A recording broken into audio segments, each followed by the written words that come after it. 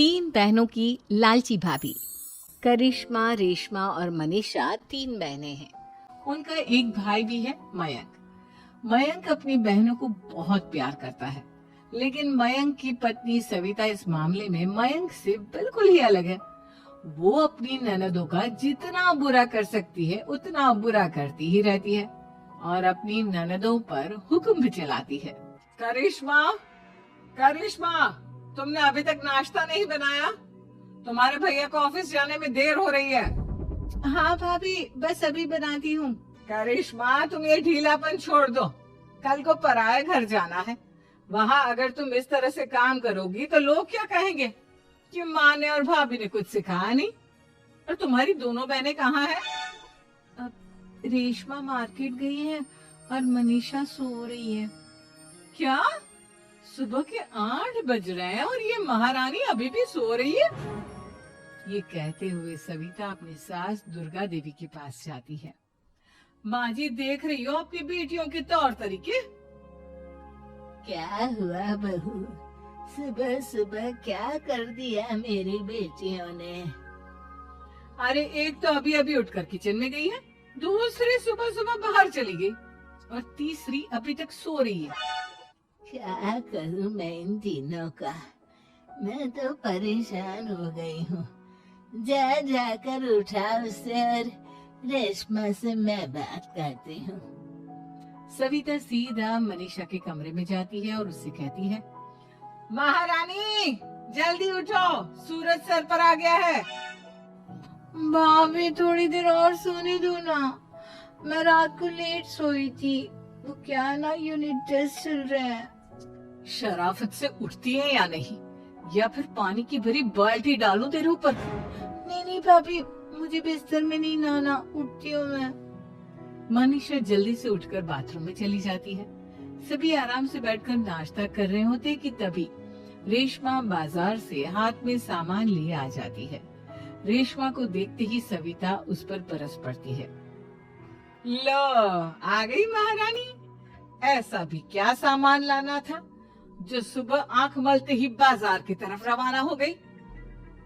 भाभी, कल आप ही तो चीख रही थी कि घर का सारा सामान मुझे ही लाना पड़ता है, घर में किसी को भी किसी काम से कोई लेना देना नहीं है। अब मैं बाजार जाकर सामान ले आई तो आपको इस बात से भी तकलीफ हो रही है? देख रही हो माँ जी, अपनी बेटी की जुबान कैंची से भी तेज चलती है। और मयंक, आप तो कुछ कहेंगे नहीं अपनी लाडली बहन को। रेशमा, अपनी भाभी से ऐसे बात नहीं करते। चलो माफी मांगो। भैया, मैं क्यों माफी मांगू? आप भाभी से बोलिए ना कि हम पर कम हुक्म चलाया करे। हम इस घर की बेटियां हैं और आपकी पत्नी की ननद है, नौकरानी नहीं। लो कर लो बात। इनकी भलाई के लिए कुछ भी बोलो तो इन्हें बुरा लग जाता है। इस घर में यही इज्जत है मेरी। देख लो माँ जी, आपकी बेटी किस लहजे में मुझसे बात कर रही है। सविता वहाँ से चली जाती है। मयंक को बहुत गुस्सा आता है, वो भी वहाँ से चला जाता है। फिर करिश्मा रेशमा को समझाती है। रेशमा, तुम्हें भाभी से माफी मांग लेनी चाहिए थी ना। लेकिन दीदी, मैंने कुछ किया ही नहीं, तो मैं माफी क्यों मांगू? हाँ करिश्मा दीदी, रेशमा दीदी जैसे ही घर में आई, भाभी ही उन पर चिल्ला रही थी। हाँ, मैं मानती हूँ कि गलती भाभी की थी। मैं तो इसलिए बोल रही हूँ कि भाभी ने माँ को तो पूरी तरह अपने वश में कर लिया है। वो हमारी बात सुनती ही नहीं। मयंक भैया हमारे लिए हमेशा खड़े रहते हैं, इसलिए उनकी बात का मान तो तुम्हें रखना चाहिए था ना। कोई फायदा नहीं दीदी, कुछ दिनों की बात और है, भाभी उन्हें भी हमारे खिलाफ भड़का देंगी। फिर वो भी माँ की तरह हमारी किसी बात का विश्वास नहीं करेंगे। इसी तरह सविता अपनी तीनों ननदों को किसी न किसी बात पर परेशान करती रहती थी। एक दिन मयंक अपनी तीनों बहनों के लिए गिफ्ट लाया। करिश्मा, ये तुम्हारे लिए हार का सेट। रेशमा, तुम्हारे लिए सुंदर सी ड्रेस। और मनीषा, तुम्हें किताबें पसंद है ना, तुम्हारे लिए किताबें लाया हूँ। थैंक यू भैया। थैंक यू भैया। थैंक यू भैया। करिश्मा, तुम्हारा नेकलेस कितना सुंदर है। ये भैया कहाँ से ले आए होंगे? मैंने भैया को 3 दिन पहले फोन पर ये डिजाइन दिखाया था और आज भैया ये ले आए। सविता तो अपनी ननदों की गिफ्ट्स देखकर जल गई और करिश्मा का नेकलेस तो उसे भी बहुत पसंद आया था। अपनी बहनों के लिए कितना अच्छा नेकलेस लेकर आए हैं, मुझे कभी कोई गिफ्ट नहीं दिया। मैं आज ही ये हार चुरा लूंगी। रात में सविता करिश्मा का हार चुरा लेती है और इसी तरह उसे अपनी ननदों की जो भी चीज अच्छी लगती वो उसे मांगती नहीं, बल्कि रात के अंधेरे में चुरा लेती। इसी तरह दिन बीतते गए और सविता ने मयंक के दिल में भी उसकी बहनों के लिए नफरत पैदा कर दी। एक दिन मयंक ने करिश्मा और रेशमा के लिए रिश्ता देखा और ये बात उसने घर में सबको बताई। माँ, करिश्मा और रेशमा के लिए बहुत अच्छा रिश्ता आया है, वो लोग कल इन्हें देखने आ रहे हैं। आप और सविता मिलकर सारी तैयारी कर लेना। ये सुनकर करिश्मा और रेशमा खुश हो जाती हैं, लेकिन सविता सोचती है अगर इन दोनों बहनों की शादी हो गई तो घर और बाहर का काम कौन करेगा। मनीषा तो एक नंबर की कामचोर है, उससे तो किसी बात की उम्मीद लगाना ही बेकार है। मुझे इस शादी को रोकना होगा। अगले दिन सभी लड़के वालों के स्वागत की तैयारी करने में लगे होते हैं। तभी मयंक अपनी बहनों से आकर कहता है, तैयार हो गई तुम दोनों? देखो दोनों लड़के बहुत अच्छे हैं, मैं कोई कसर नहीं छोड़ना चाहता, इसलिए तुम उनके सामने अच्छे से बिहेव करना और अपनी भाभी से लड़ने मत लग जाना। करिश्मा, तुम वो नेकलेस पहन लो ना जो मैं तुम्हारे लिए लाया था। भैया, मैं बहुत देर से वो नेकलेस ढूंढ रही हूँ, लेकिन मुझे मिल ही नहीं रहा। क्या तुमने नेकलेस खो दिया?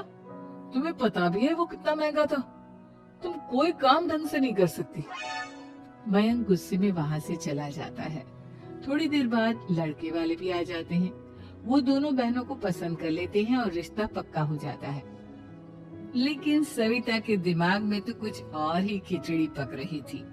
वो पंडित जी के पास करिश्मा की कुंडली लेकर जाती है और उन्हें पैसे देकर करिश्मा की कुंडली बदलवा देती है। जब लड़के वालों के पास करिश्मा की कुंडली जाती है तो वो दुर्गा को फोन करते हैं। बहन जी, हमने करिश्मा की कुंडली अपने पंडित जी को दिखाई थी। आपकी बेटी की कुंडली नहीं बल्कि दोषों का पिटारा है। देखिए, मैं और मेरे पति इन सब बातों में बहुत विश्वास करते हैं, इसलिए हम आपकी बेटी से अपने बेटे की शादी नहीं करा सकते। इस तरह करिश्मा का रिश्ता टूट जाता है और सभी घर वालों को बहुत दुख होता है। अब कविता सोचती है, चलो करिश्मा का तो रिश्ता टूट गया, अब रेशमा का भी रिश्ता तोड़ना है। क्या करूं क्या करूं? अब सविता आवाज बदलकर किसी अननोन नंबर से रेशमा की होने वाले ससुराल में फोन करती है। हेलो, मैं कौन हूँ कौन नहीं ये आपके लिए जानना जरूरी नहीं, बस इतना सुन लो कि रेशमा का 2 साल से किसी के साथ अफेयर चल रहा है। बस रेशमा का रिश्ता तोड़वाने के लिए सविता का इतना कहना काफी था। अब रेशमा का भी रिश्ता टूट गया। मयंक और दुर्गा देवी ने रेशमा को खूब खरी खोटी सुनाई और उससे बार बार उस लड़के के बारे में पूछने लगी। आप दोनों मुझे क्यों परेशान कर रहे हो? अरे कोई लड़का होगा मेरी लाइफ में तो मैं बताऊंगी ना, जब कोई है ही नहीं तो कहाँ से लाऊं मैं कोई लड़का? तो तेरे होने वाले ससुराल वालों को फोन किसने किया था? माँ, मैं नहीं जानती किसने फोन किया था, मैं सच कह रही हूँ। मैं तो पहले ही कह रही थी इसकी लगाम खींच कर रखो, लेकिन मेरी सुनता ही कौन है। आप चुप रहिए भाभी, ये सब आपका ही किया धरा है। अब तीनों बहनों को विश्वास हो जाता है कि ये सब उनकी भाभी ही कर रही है। तीनों बहनें अपनी भाभी को सबक सिखाने के लिए एक वकील कर लेती है और घर में हिस्सा मांगना। देखो भैया, माँ बाप की जायदाद में जितना बेटों का हक होता है उतना ही बेटियों का, इसलिए इस घर के 4 हिस्से होंगे और हमें अपना हिस्सा चाहिए। मैंने तुम्हारे लिए क्या क्या नहीं किया और तुम इस घर में हिस्सा मांग रही हो? भैया, आप और माँ हम बहनों की कोई बात नहीं सुनते हो और भाभी हमारी शादी नहीं होने देगी क्योंकि उन्हें लगता है कि आप हमारी शादी में ज्यादा पैसा लगाओगे और उन्हें हम जैसी फ्री की नौकरानी कहाँ मिलेगी। तो हम भाभी के साथ तो रह नहीं सकते, हम बहनों को अपना हिस्सा चाहिए। अरे तुम्हें शर्म आनी चाहिए अपनी भाभी पर ऐसा इल्जाम लगाते हुए।